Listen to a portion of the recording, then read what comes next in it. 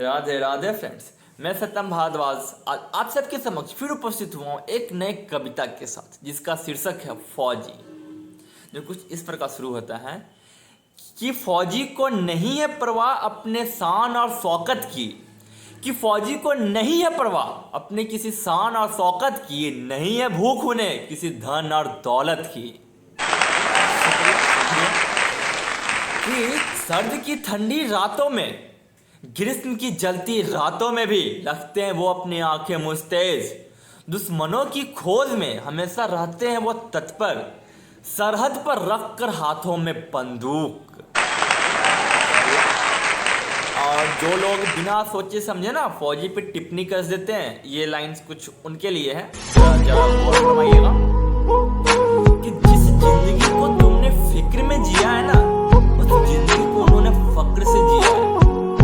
अंतर बस इतना था कि तुम जिए वेतन के लिए और वो जिए वतन के लिए। और ये लाइन हमारी नहीं है, ये किसी फौजी ने कहा है। कि किसी फौजी ने क्या खूब कहा है, कि किसी फौजी ने क्या खूब कहा है कि जवाने भर में मिलेंगे आशिक कई, कि जवाने भर में मिलेंगे आशिक कई, मगर कोई वतन से खूबसूरत सनम नहीं होता। नोटों में लिपट कर, सोनों में सिमट कर मरे हैं कई, मगर कोई तिरंगे से ज्यादा खूबसूरत कोई कफन नहीं होता।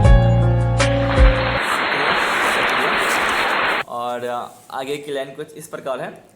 यदि अगर कोई फौजी वीर गति को प्राप्त होता है तो न केवल उनके परिवार वाले बल्कि उनके साथ साथ पूरा भारत देश रोता है। सही बात है यार। और ये कुछ चंद लाइन्स जो मुझे नहीं लगता ये कविता है, लेकिन एक सच्चाई है जो हर किसी को समझनी चाहिए और सुननी जरूर चाहिए। जब तू शहीद हुआ होगा ना, तो न जाने कैसे तेरी माँ चैन की नींद सोई होगी। कि जब तू शहीद हुआ होगा तो न जाने तेरी माँ कैसे चैन की नींद सोई होगी। लेकिन एक बात तो तय है कि तुझे लगने वाली गोली भी 1000 बार रोई होगी। या मत सोचो कि हमारा तिरंगा इसलिए फहराता है कि ताकि हवा चलती है, नहीं, ये गलत है। हमारा तिरंगा इसलिए फहराता है क्योंकि जो हमारे तिरंगे की रक्षा के लिए ना अपने प्राणों को यूं ही निछावर कर देते हैं, उनकी अंतिम सांसों से हमारा तिरंगा लहराता है। रिस्पेक्ट सोल्जर्स, रिस्पेक्ट फौजी। जब भी आई है कोई प्राकृतिक आपदा देश में, सबने सबसे पहले फौजी को बुलाया है। कभी भी अपनी जान की फिक्र न करके अपने जवान दूसरों की जान को ही बचाया है। फौजी बनना इतना आसान नहीं है साहब। यूं उठे मुंह उठा के पहुंच गया और फौजी बन गए, इतना आसान नहीं है फौजी बनना। फौजी बनने के लिए सबसे पहले चाहिए जज्बा, बुलंद हौसले, कभी न थकने वाला शरीर, और सबसे महत्वपूर्ण भारत देश के लिए, अपने वतन के लिए प्रेम, सच्चा आशिकी। यूं मुंह उठा के कोई नहीं बन जाता है फौजी। जज्बा चाहिए, जज्बा। समझो बातों को। मरना तो हर किसी को एक ना एक दिन है, मरना तो हर किसी को ना एक दिन है ही। तो कुछ लोग नाम बना कर जाते हैं, कुछ लोग बिना नाम बनाए जाते हैं। फौज को ज्वाइन करना किसी नाम बनाने से कम भी नहीं है साहब। समझ लो, ज्वाइन कर लो, नोट कर लो इसे। कि दर्द क्या होता है।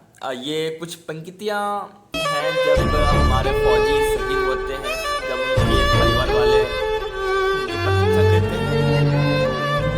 लिया गया कुछ दर्दनाक लाइन्स, दर्द क्या होता है जरा उनके 5 साल के बच्चों से पूछो। दर्द क्या होता है जरा 5 साल के बच्चों से पूछो, जो अपने पापा की गोदी में न खेलकर अंतिम चिता को आग देते।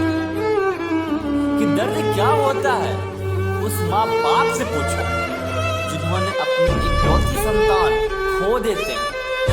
दर्द क्या होता है उस पत्नी से पूछो, जो साल भर अपने पति का फोन की प्रतीक्षा करते करते अचानक से उसके सामने उसके पति का पार्थिव शरीर आता है। दर्द इनसे पूछो। यूँ तो हम लोग बोल देते हैं ना कि ये हम बहुत परेशान हैं, ये है वो है, बहुत तकलीफ में, बहुत दर्द है। कभी इनकी दर्द जानने की कोशिश करियो, कभी इनकी तकलीफ जानने की कोशिश करियो। तो आज के लिए इतना ही।